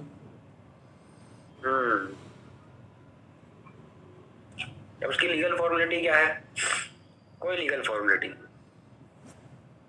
कोई रजिस्ट्रेशन नहीं कराना है, but the gift must be clearly understood and executed according to the donor's intention. कोई रजिस्ट्रेशन को डॉक्यूमेंट बनाने की जरूरत नहीं है, लेकिन जो एक्ट कर रहे हैं डोनर और डोनी, उससे दिखना चाहिए कि हाँ इन लोगों ने गिफ्ट दे कर है। मतलब अगर मान लो एक व्यक्ति प्रॉपर्टी दे रहा है, उसके बदले पैसे ले रहा है, तो उससे क्या पता पड़ा कि इन्होंने गिफ्ट नहीं करेंगे तो बेची है, लेकिन वो प्रॉपर्टी दे रहा है, पैसे भी नहीं ले रहा है, और सामने वाले व्यक्ति उस प्रॉपर्टी को बिना पैसे दिए उस प्रॉपर्टी का यूज करने लग गया, तो मतलब उसने गिफ्ट करी है, पैसा दिखना चाहिए। आप चाहो तो डॉक्यूमेंट बनवा लो, रजिस्ट्रेशन करवा लो, जो करना है कर लो, लेकिन उसकी जरूरत नहीं है, समझ गए? Yes sir. अब जो गिफ्ट है वो क्या वो रिवोक्ड हो सकती है, तो देखो गिफ्ट जो है जनरली इरिवोकेबल होती है, लेकिन एक बार once it is made and accepted, एक बार अगर उसने आपने किसी व्यक्ति को गिफ्ट दिया तो वो एक्सेप्ट हो गई, तो फिर आप उसको वापस नहीं कर सकते, वापस नहीं ले सकते। One the ownership of property has been transferred to the recipient, यानी कि जिस व्यक्ति का प्रॉपर्टी दे रहे हो रेसिपिएंट को, उसको अगर आपकी प्रॉपर्टी की ओनरशिप ट्रांसफर हो गई है तो फिर हो गई है, फिर आप वापस नहीं सकते। Can not take it back as the gift is considered final and voluntary act, यानी कि वो फाइनल वॉलंटरी एक्ट माना जाता है, ठीक है। लेकिन कुछ इसके एक्सेप्शंस है और कंडीशंस है जहाँ पे रिवोक हो सकती है, वो देख लेते हैं। कंडीशन बेस्ड और रिवोकेशन, यानी कि अगर आपने कोई ऐसी कंडीशन लगाई है, उसमें पहले ही बोला कि gift is made with specific condition attached such as a return to the donor of the future obligation, it may be revoked if the condition is not fulfilled और the donor's right are violated. सीधी सी बात है, अगर कोई donor है, उसने कोई प्रॉपर्टी किसी व्यक्ति को गिफ्ट में दी है सच, और उसमें कंडीशन लगा दी है कि देखो भैया आपके ऊपर ये फ्यूचर ऑब्लिगेशंस है, अगर आप इनको फुलफिल नहीं करोगे तो ये प्रॉपर्टी मैं आपसे वापस ले लूंगा। जैसे एग्जांपल के लिए अगर मैं आपको प्रॉपर्टी बेचूं और वो प्रॉपर्टी से क्या है कि 2-3 लोगों का मेंटेनेंस चलता है, चाहे वो जानवर हो इंसान हो कोई भी हो, तो अपन ने बोला कि देखो अगर आप 2 साल तक अगर इन लोगों का मेंटेनेंस कर, अगर मान लो कोई व्यक्ति कोई गिफ्ट दे रहा है और फ्यूचर कंडीशन डाल के दे रहा है, तो ये कंडीशन अगर आप फुलफिल करोगे तो ये प्रॉपर्टी आपको परमानेंटली मिलेगी, और वो सामने वाले व्यक्ति इस प्रॉपर्टी गिफ्ट किया है वो फ्यूचर कंडीशन जो उसको दी वो फुलफिल नहीं करता है, तो प्रॉपर्टी वापस से डोनर के पास आ जाएगी, रिवोक हो जाएगी, समझ गए? सेकंड वाला gift to a minor, gift is made to a minor, अगर मान लो आपने किसी माइनर को गिफ्ट करी, या फिर someone who lakhs of capacity fully own और कंट्रोल द प्रॉपर्टी, यानी कि ऐसा कोई व्यक्ति है जो कि कैपेसिटेड नहीं है, यानी कि उसकी कैपेसिटी नहीं है कि वो प्रॉपर्टी को ऑन कर सके, उसका मालिक बन सके और उस प्रॉपर्टी को कंट्रोल कर सके, और आपने उस व्यक्ति को प्रॉपर्टी गिफ्ट कर दी, डोनेट कर दी है, तो डोनर क्या कर सकता है, may revoke until the recipient attend the legal age और कैपेसिटी, यानी सीधी सी बात है, एग्जांपल के लिए समझना, ए नाम का एक आदमी है, उसने बी नाम के एक आदमी को जो कि 15 साल का है, उसको एक गिफ्ट प्रॉपर्टी गिफ्ट कर दी, ठीक है। अब चूंकि इसकी मेजोरिटी की एज नहीं हुई है, सीधी सी बात है कि प्रॉपर्टी को कंट्रोल करने के लिए भी लॉफुली वैलिड नहीं है, लीगली कैपेसिटेड नहीं है। और इसके 18 साल के पहले होने के 18 साल होने के पहले पहले यानी कि 15, 16, 17 साल के अंदर अंदर ही ए ने इस प्रॉपर्टी को वापस इससे ले लिया, ठीक है, रिवोक कर दिया। तो ए ऐसा कर सकता है, यानी कि अगर किसी व्यक्ति को जो कि लीगली कैपेसिटेड नहीं था उसको आपने पहले प्रॉपर्टी दी और वो लीगली कैपेसिटेड होता उसके पहले ही आपने प्रॉपर्टी ले भी ली, तो ऐसा आप कर सकते हो गिफ्ट। समझ गए? Gift under the duress. Duress का मतलब होता है किसी प्रकार से फोर्स, अनडू इन्फ्लुएंस या कोर्जन का यूज करके गिफ्ट दिलवाना। जैसे सपोज मान लो मैं तुम्हारे पर दबाव दिलवा दूं, बोले कि तुम इस व्यक्ति को तुम्हारी प्रॉपर्टी गिफ्ट दो, तुम नहीं देना चाहते, तुम्हारी इच्छा नहीं है, फिर भी मैंने तुमसे इंस्टेंट दबाव डलवा के मारने पीटने की धमकी दे के प्रॉपर्टी गिफ्ट करवा दी, तो अब तुम कभी भी उसको बाद में रिवोक कर सकते हो, क्योंकि तुम बोल सकते हो कि भैया मैंने गिफ्ट वॉलंटरी नहीं कराया। ठीक है। फिर आता है म्यूचुअल एग्रीमेंट। इन सम केसेस क्या होता है कि गिफ्ट में क्या होता है, म्यूचुअल कंसेंट होती है कि मान लो ए ने बी को प्रॉपर्टी दी तो बाद में ए को लगा कि नहीं यार प्रॉपर्टी मेरे को वापस चाहिए, इसने बी से बात करी कि भाई प्रॉपर्टी मेरे को वापस दे दे यार, इसने ठीक है ले लो, तो ऐसा भी कर सकते हैं, म्यूचुअली भी एग्री करके प्रॉपर्टी रिवोक कर सकते हैं। समझ गए? सर एक बार माइनर वाला बता देना। माइनर वाला सिंपल सी बात है। माइनर मतलब कौन? जो अभी 18 साल से ऊपर नहीं है। ठीक है, 18 साल से ऊपर नहीं है, मतलब वो कौन हो सकता है? 14 साल का, 15 साल का, 16 साल का, 17 साल का और 18 साल का हो सकता है। अब मान लो ए नाम का एक व्यक्ति है जिसने बी नाम के व्यक्ति को प्रॉपर्टी गिफ्ट में दी जिसकी उम्र 14 साल, तो वो उसको जब तक वो 18 साल का नहीं हो जाता उसके पहले पहले उस गिफ्ट को वापस ले सकता है। समझ गए? क्यों ले सकता है? क्योंकि देखो बी जब तक 18 साल का नहीं होगा तब तक वो इस प्रॉपर्टी का मालिक भी नहीं बन सकता। जब तक वो मालिक नहीं बना है तब तक उस प्रॉपर्टी को वापस ले लो आप। यही गिफ्ट की पहली कंडीशन क्या है कि ए नाम का व्यक्ति अपनी ओनरशिप यानी कि प्रॉपर्टी की जो मालिकाना हक है वो बी को देगा और बी उसे एक्सेप्ट कर लेगा, लेकिन बी अभी 18 साल का नहीं हुआ है, मतलब वो मालिक तो बन नहीं सकता। जब तक वो मालिक नहीं बना है तब तक उससे वापस ले लो अगर लेना चाहते हो। समझ गए?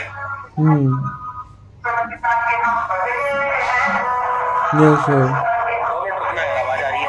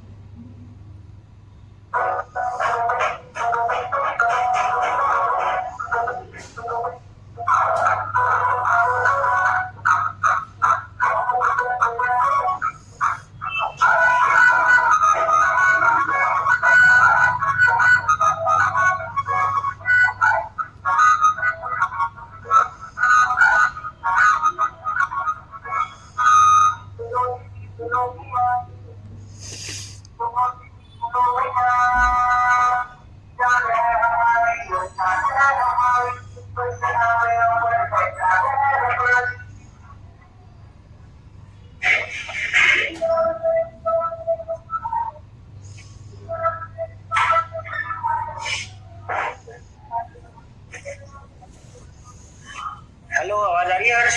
हाँ सर। कैसी आवाज आ रही है? अच्छी सुरीली आ रही है क्या? चलो फिर तुम्हें गाना सुना देते हैं, है ना? हाँ बोल रहे हो क्या? नहीं। Very good. पढ़ाई के टाइम में मजाक पसंद नहीं है मेरे को, ठीक है? वो सीरियस टीचर हूँ मैं। चलो ये हो गया। अब अपन को दो पढ़ना है, कंपैरिजन बिटवीन हिबा बिल इवाज एंड हिबा शर्त उल इवाज। वाह यार, फोटो लगा दिया, गजब। हिबा बिल इवाज क्या होता है? हिबा बिल इवाज होता है और हिबा शर्त उल इवाज क्या होता है? हिबा शर्त उल इवाज होता है।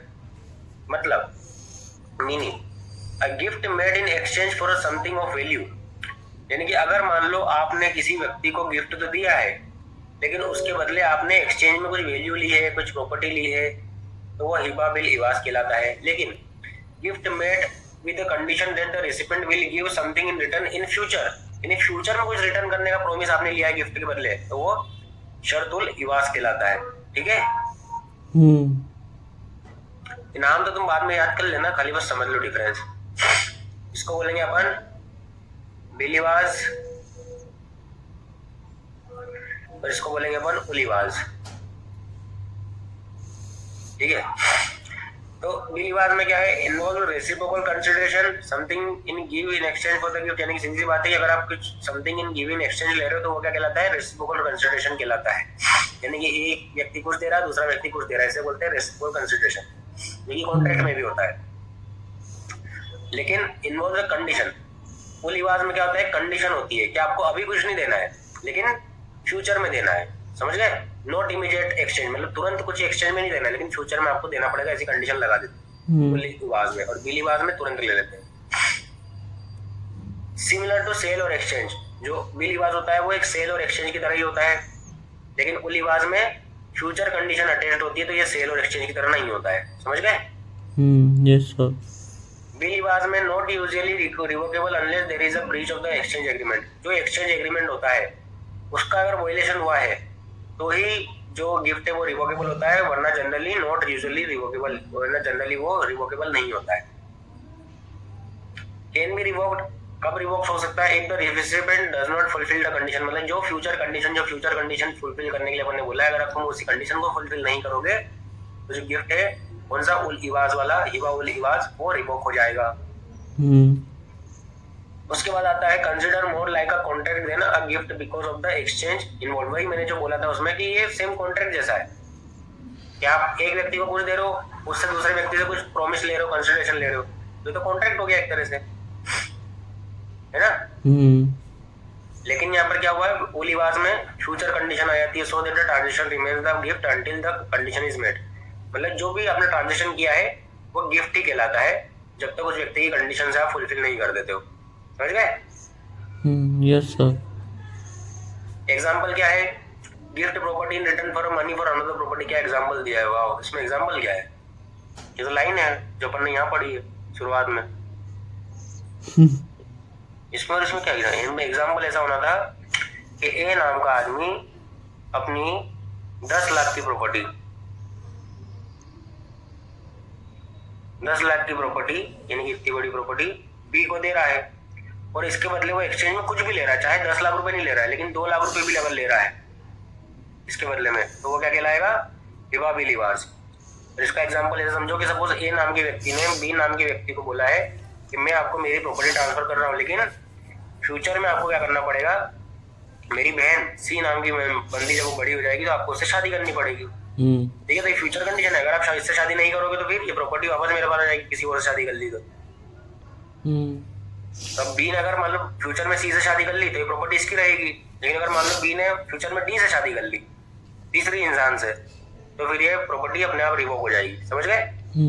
Yes sir. ऐसे एग्जांपल समझो थोड़ा, कितना बढ़िया समझाता हूँ मैं। अब्दुल रहीम नूर बेगम, अब्दुल रहीम नूर बेगम 1936 का केस है, बताओ। In this case a gift was made by the donor to Dhoni।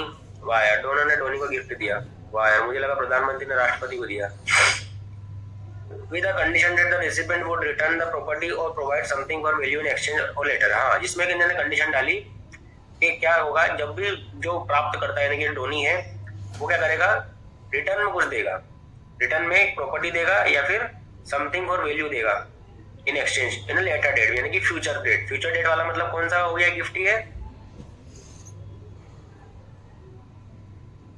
क्या सर, लेटर डेट मतलब आगे बाद में। हाँ, तो कौन सा वाला गिफ्ट हुआ ये, सारा इलवाज हुआ कि उलवाज हुआ, उलवाज। Good. A donor argued that the gift was made under लिवाज शर्त और लिवाज, ठीक है, meaning it was conditional and Dhoni was expected to return something in the future, ठीक है। However, the Dhoni contested that the nature of the transaction, asserting it was standard gift and the condition attached to are not enforceable। अब धोनी है, उसने क्या करा, property ले ली और जो बोला कि जो ट्रांजेक्शन हुआ है ये स्टैंडर्ड गिफ्ट है, नॉर्मल गिफ्ट है, और जो इसमें कंडीशन लगाई है कि मैं फ्यूचर में कुछ दूंगा, ये अनइन्फोर्सेबल है, इसको इन्फोर्सेबल नहीं होना चाहिए, ऐसा धोनी का कहना है। तो वो इशू क्या आया कि भैया देखो दो तरह के अपने पास गिफ्ट होते हैं, हिबा बिल हिबाज और हिबा उल हिबाज, और कौन सी कंडीशन इन्फोर्सिबल है और कौन सी कंडीशन इन्फोर्सिबल नहीं है वो अपन को चेक करना है। तो कोर्ट ने बोला कि देखो जो गिफ्ट हिबा शर्त उल हिबाज है उसमें कंडीशन क्या होती है कि जो रिसिपेंट होगा वो फ्यूचर में कुछ समथिंग बैक इन रिटर्न देगा, लेकिन नॉट इमीडिएटली। तो ये क्या हो गया, इनफोर्सेबल हो गया। But was understood to be condition that would become relevant upon the happening of the future event. यानी सीधी सी बात है कि कब होगा, जब कोई फ्यूचर इवेंट, कोई कंडीशन अगर आप दे रहे हो तो मतलब सीधी सी बात है कोई फ्यूचर इवेंट पे डिपेंड होगा कि तुम शादी कर लो, पढ़ाई कर लो, ये कर लो, वो कर लो।